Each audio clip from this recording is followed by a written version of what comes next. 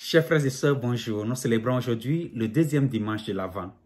Je voudrais une fois encore nous inviter à travers quelques considérations pour nous aider à réfléchir sur la page de l'Évangile que la liturgie de la parole nous a proposée. Mais avant de commencer, j'aimerais une fois encore nous inviter à écouter cette même page de l'Évangile. Nous sommes dans l'Évangile selon Saint Marc au chapitre 1, les versets 1 à 8.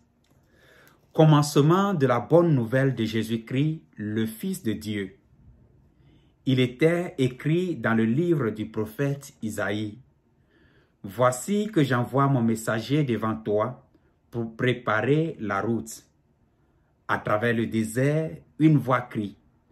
Préparez le chemin du Seigneur, aplanissez sa route. » Et Jean le Baptiste parut dans le désert. Il proclamait un baptême de conversion pour le pardon des péchés. Toute la Judée, tout Jérusalem venait à lui. Tous se faisaient baptiser par lui dans les eaux du Jourdain en reconnaissant leurs péchés. Jean était vêtu de poils de chameau avec une ceinture de cuir autour des reins, et il se nourrissait de sauterelles et de miel sauvage. Il proclamait: « Voici venir derrière moi celui qui est plus puissant que moi. Je ne suis pas digne de me courber à ses pieds pour défaire la courroie de ses sandales. Moi, je vous ai baptisé dans l'eau.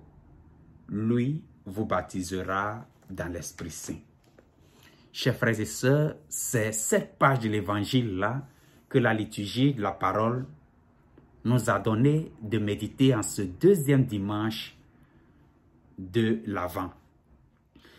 Le dimanche passé, premier dimanche de l'Avent, l'invitation qu'on nous faisait était la suivante: de rester en éveil. De rester en éveil pour accueillir le Fils de l'homme, pour accueillir Jésus-Christ qui va naître dans notre vie, qui va naître dans l'histoire particulière de chacun d'entre nous. Aujourd'hui, l'invitation que l'on nous fait à travers la liturgie de la parole, c'est celle de nous préparer. Se préparer pour accueillir cet enfant Dieu, cet Emmanuel, Dieu avec nous, qui viendra en Noël. Mais pas seulement en Noël, mais qui viendra, qui veut rentrer dans notre histoire, qui veut rentrer dans notre vie. Cet enfant Dieu qui veut faire chemin avec nous. Nous voyons que la page de l'Évangile que nous avons écoutée met en son centre un personnage important, Jean-Baptiste, la prédication de Jean-Baptiste. De cette prédication, nous pouvons prendre deux éléments importants. La première chose, c'est nos trois éléments. La première chose, c'est que cette prédication s'est faite dans le désert. Et la première invitation que je voudrais nous faire en ce temps de l'Avent, c'est d'accepter de rentrer dans le désert. Aujourd'hui, nous vivons dans une société avec beaucoup de bruit. Nous n'aimons pas le silence. L'invitation à entrer dans le désert est une invitation à faire un peu de silence autour de nous et à l'intérieur surtout de nous, pour écouter la voix de Jean-Baptiste qui nous annonce l'arrivée du Fils de Dieu dans notre vie.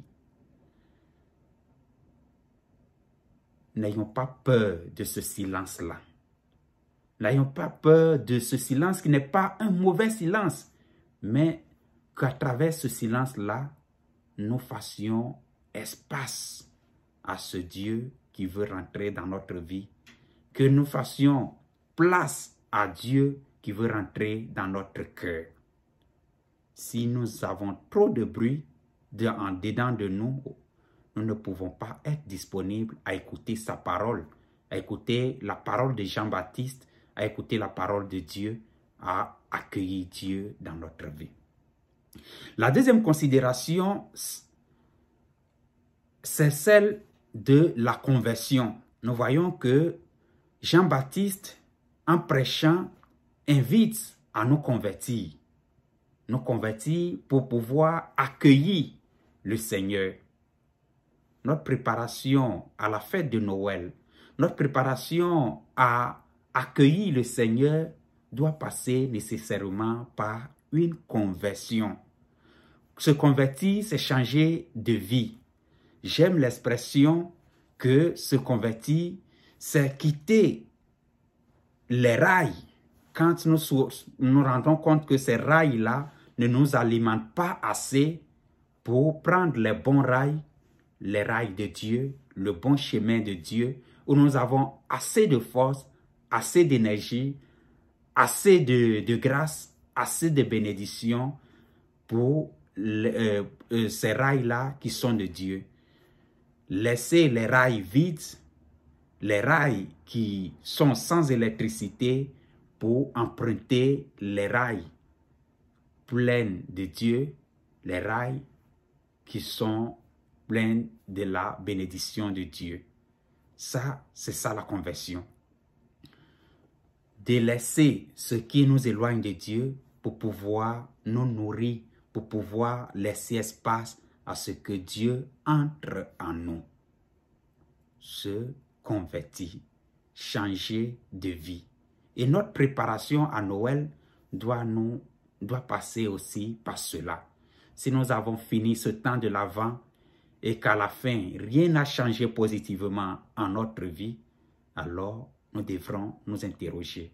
Vraiment, je me suis préparé à Noël, je me suis préparé à recueillir le Seigneur qui vient, qui rentre dans ma vie. J'ai jeté un coup d'œil d'amour envers mon prochain. J'ai accueilli et accepté mon prochain. C'est cela, cette conversion-là. Et la troisième considération, c'est celle de vivre pendant ce moment de préparation-là, dans la sobriété.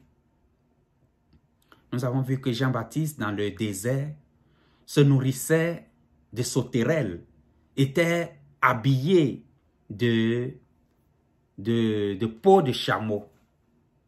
Je ne vais pas maintenant nous demander d'aller nous habiller de peau de chameau, mais même autrement que pendant ce temps de l'Avent-là, que notre préparation à accueillir le Seigneur, l'enfant Dieu, passe aussi par la sobriété, par la simplicité, par l'humilité.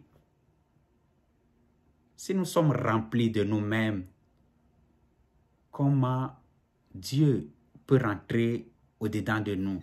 Si nous nous suffisons à nous-mêmes, comment nous pouvons accueillir cet enfant Dieu qui veut nous remplir de joie, d'allégresse, de bonheur, d'amour, de miséricorde, de grâce? Sobriété, simplicité, humilité, ceux aussi doivent accompagner notre préparation de ce temps, notre préparation de Noël. Nous avons vu que ce Dieu-là qui vient ne vient pas pour nous opprimer, il vient pour nous consoler, il vient pour entrer dans notre humanité, il vient pour nous donner la tranquillité. Lui est en train de toucher à la porte de notre cœur. Sommes-nous prêts à l'accueillir?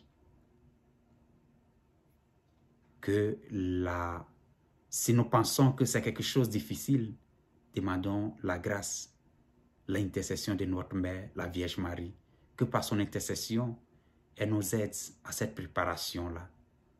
Entrer dans le désert, entreprendre une vie de conversion, vivre la simplicité, dans la simplicité, la sobriété, vivre humble. Ave Marie et en avant. Très bon dimanche de l'Avent, très bon second dimanche de l'Avent à toutes et à tous.